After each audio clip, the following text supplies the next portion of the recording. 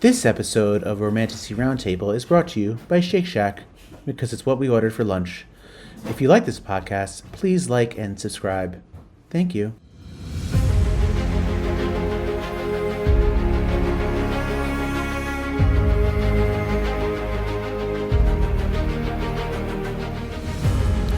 Hey everybody, and welcome to the next episode of A Tale of Rick and Rose's Romantasy Roundtable. That was flipped. We don't edit things. Romantasy Roundtable, A Tale of Rick and Rose's. My name is Rick, and I'm joined with my roses, Amanda.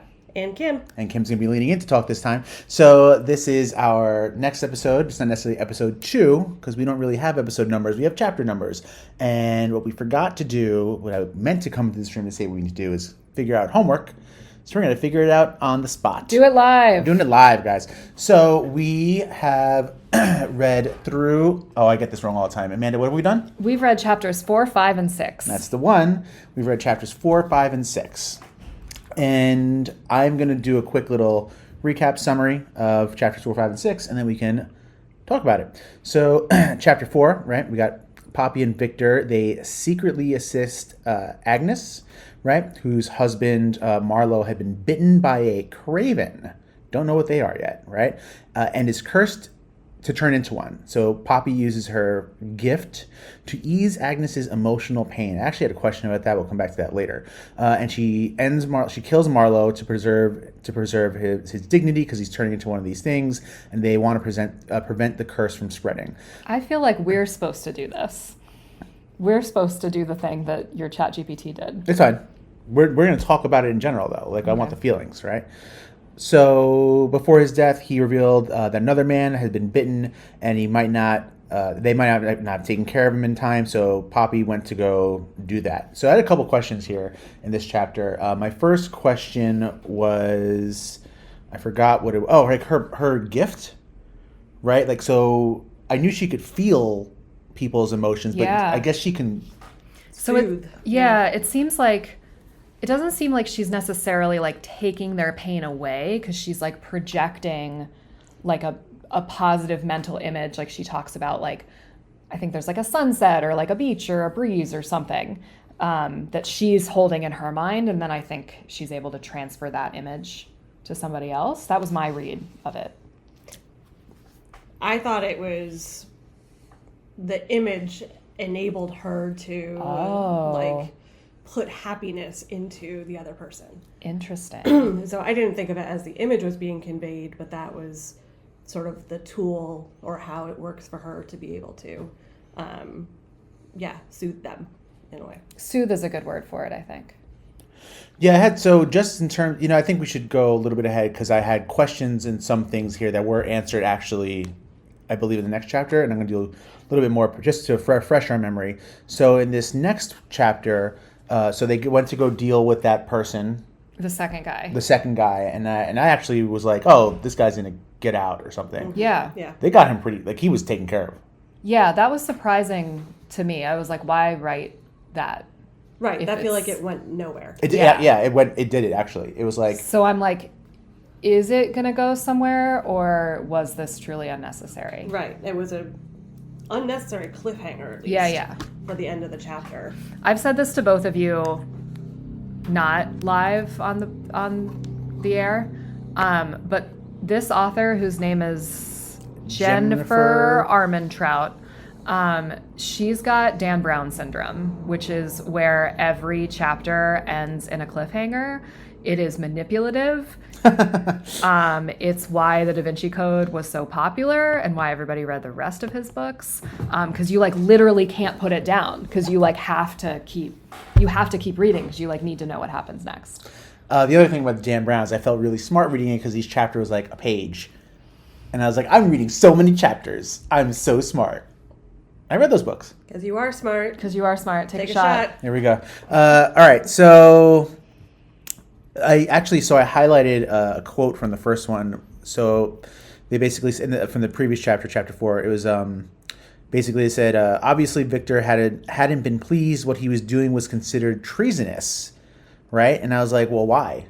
Like, what is the treasonous thing about? Like, what are they doing that's treasonous? Oh, yeah, I think it's because like the official policy is to like find the craven or the cursed, unclear to me what the line is, but like find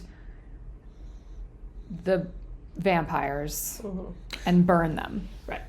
And let's just start calling it what it is, that the craven is some form of a vampire. But then there's like another. Yeah, that's what I was There's getting at, another yeah. form of a vampire. Right. So I'm like putting them all in the category of vampires. Like all craven are vampires, but apparently not all vampires are craven. Right. Whiskey and bourbon. I think the cursed is the process of turning into craven. Yes. Sure. So like this guy Marlowe was cursed. Yeah. And he was about to become craven. Like that's Yeah. that's. But then that there's the other spoilers for the next chapter. There's another thing. thing. Yeah. That's like the like, this is just a really niche reference, but it feels, I'm going Supernatural today. Mm-hmm.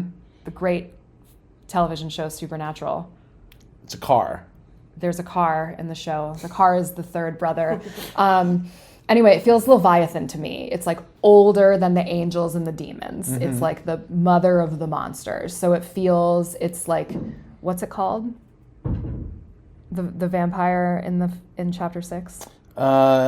Did we get a name for it? I don't. Yeah, we the did. Atlantean? Atlantean. That's right. Yeah. Not to be confused with the ATLians, which is an Outcast song. Mm-hmm. Or the Atlanteans from the sea. Yeah. Right. Because that's what I was reading. And I was like, Ancient. I don't like that. So, go ahead, Kim. You want to jump in with the thing? No, I was not. I was mumbling to myself in the There, corner. there it is. Per usual. So so in this chapter, she also encounters Lord Mazin, I think his name is. Yeah, that's chapter Oh, God, 5. yeah. And my man, We hate this Dude. guy. he was, Am I allowed to curse on this podcast? Yeah, go ahead. Yeah, fuck that guy. oh my God. Yeah. That guy was He's today's worst John. Worst John. John. He's today's worst John. Yeah, that guy, so basically he was sexually harassing her, you know? Yeah, I would go as far as to say he was sexually assaulting her. Yeah. Thank Like, you. Yeah, that's for the word. sure. He Yeah. he's in her space. It's clear this is not new. He separates her from her watcher. Right. His name is something. Friend. Nope. His name is Right. Rylan? Yes. No. Ryland. Okay. Yeah, his name is Ryland. Ryland and Victor it's still Buffy. Ryland and Victor are her watchers. She is the Slayer. She, like, Ryland's, like, trying to look out for your girl. Yeah. And this Lord Farquaad, Yep. what's his name? Mazin, I think. Yeah. Yeah, he's He, like, separates her. He, like, corners her and is, like, being really sleazy. yeah, he's like all over her. Mm-hmm. Not cool. Did not like that. No, that was awful. Yeah. And then there's been a murder. Oh, there has been. Do you remember what the murder was, Kim? No, because you didn't let me read the summaries before we started. So I know it was the young woman. That was a and loud I laugh, I'm know sorry. it didn't. That was how we discovered there's more than one type of vampire creature here, because the murder was not typical Kim, to what the they mic is over see here, from Kim. the Craven. Right. So the thing that had happened is this woman was dead and she had the 2 fang marks in her. Which is different than the 4 marks. Right. Someone pays attention. The Craven bite. This is not a visual podcast. Right. Not The yet. Craven bite With with 4s. 4s. Google the ASL sign for squirrel. That's what I'm doing. And the Atlanteans Bite with 2s. bite with 2s. And Bunny rabbit. Bunny rabbit. the other thing was that this woman was drained of her blood. Yes. Yeah. That was vampire stuff. Yeah, and the Craven don't do that. No. So that's, yeah, the Atlanteans. So it seems like their appetite for blood is different. Mm-hmm. Like the Atlanteans want all the blood, but the Craven maybe just want to turn the Craven Turn like just others into Cravens. Yeah. So this is, I think that's, so okay, let's get to the end chapter. So, excuse me, her and her boy Rylan, everything is great. They're going for a walk. Everything is lovely. And then, this is how I read it. She turns and sees an arrow in his chest. straight shot through the heart. Shot Right? through the heart. and you're to blame. You give give cravers. vampires. Damn it. All right, so my boy shot through the heart, and that's where we stopped because that was the goal. That's where most of us stopped. The goal was to stop there and to read along. Someone jumped ahead 3 pages. I mean, No. the cliffhangers are just, again, you can't stop. I will say, You have to go and find out what the next scene when is. I read Da Vinci Code, I definitely stopped 3 pages into every chapter. Yeah. Because I was like, I'm not ending here. But Right, I'm was, not Rick on the bus. I'm like, I need to know what's happening next. I was committed to not reading ahead. I also was committed to not reading ahead because I can't just continue a TV show when it says next week on. All right? I mean, good news. I clearly don't remember anything that happens since I have to reread the summary. She's a great co-host, guys. So. She's a great co-host.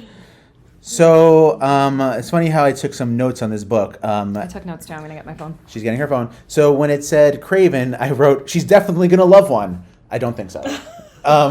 She's not going to love the Craven. You think cravens are more like zombies? Oh, interesting. Possibly, Because they yeah. are kind of like an undead. You know, the person is now gone, and now it's trying to go and just wreak havoc and turn everybody into cravens. So, and then I wrote, let's see. But we spoke about some of the things where I said, oh, okay, so cravens and vampires are different. And then I said, oh, an Atlantean, that's going to be the good guy. Like, that's the good guy in the story, the Atlantean. Oh, you're looking for the Snape. Yeah, I'm looking for Snape. I'm looking for, the love interest. I don't know. I don't know if it's, who do we meet in the first chapter? Hawk. I don't know if The it's Hawk. original Predator before Lord Farquhar came in. No, I don't think it's going to be Hawk, guys. Like, it's too easy. It's too easy. Thought that. It's got to but be then another creature. Amanda pointed out that Hawk is the one that is referenced in the blurb on the back of the book. But then I was like, in other books that we've read, maybe in the next book, we're taking on a different ride.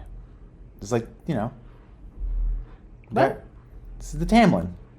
Oh, yeah. So, like, maybe it's the guy for this book, but it's not like the guy. Yeah. Here's what I wrote. Yep. I wrote, Craven equals vampire. Yep.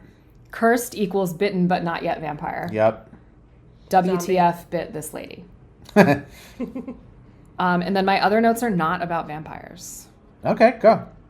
So in these chapters, we get, I think, a better sense of the structure of the world. So Poppy, the Duke and the Duchess are her guardians. And there's a king and queen situation. But the Duke and Duchess are her guardians. And she's got these 2 guard keeper dudes. Now one. Ryland and Victor. And then Tawny seems to be her sole lady in waiting. She dead. She's her only BFF. She's not dead yet. She's gonna die. But we already lost Ryland. Yeah, but we barely know. We don't know him. I felt a fondness for I him know. already. I felt like there was investment there, and then literally shoot him through the heart. I also Chapter wrote 6. Victor equals migraine king. Victor gets headaches. Oh, That's yeah. an important plot point. Apparently, she took his little headache pain away. And the same way, I'm the one with the pop culture references today. All right. The other day, students came in and Rick was like, "Who's your favorite Pokemon?" And he named some Pokemon from, I don't know. First of all, it's Psyduck. No, that's not what I'm talking about. Oh. I'm talking about Noah came in. Oh, yeah. And he named some Pokemon from Gen.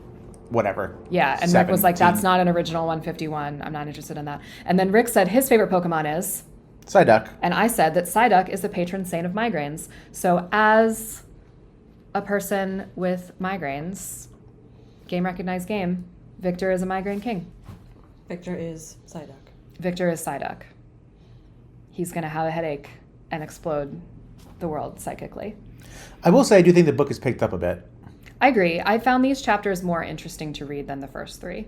Yeah. Agreed. And from what I've read on Reddit, that someone was like, once you hit 20%, the book just goes. And we're at 20% now. Okay. So I'm looking forward to seeing what happens. But that's the next question is, what happened? Well, I have one more note. Oh, wait. So we don't... What? Then we all know the next part of this podcast. What's the one more note? And why didn't we talk about the maiden? We learned more story about Yeah. the maiden. Oh, hold on. You don't also. remember anything. Now you remember the... I don't even... I'm a slow processor. It's come back now. All right. Well, we'll talk about what I want to talk about is we learned a little bit more about the ascended and once somebody ascends. And it seems that once you ascend, you are no longer mortal. Mm-hmm. And so age becomes question mark. You ascend and you like stay the age that you were when you ascended. And at one point in the text, they say like both humans and ascended.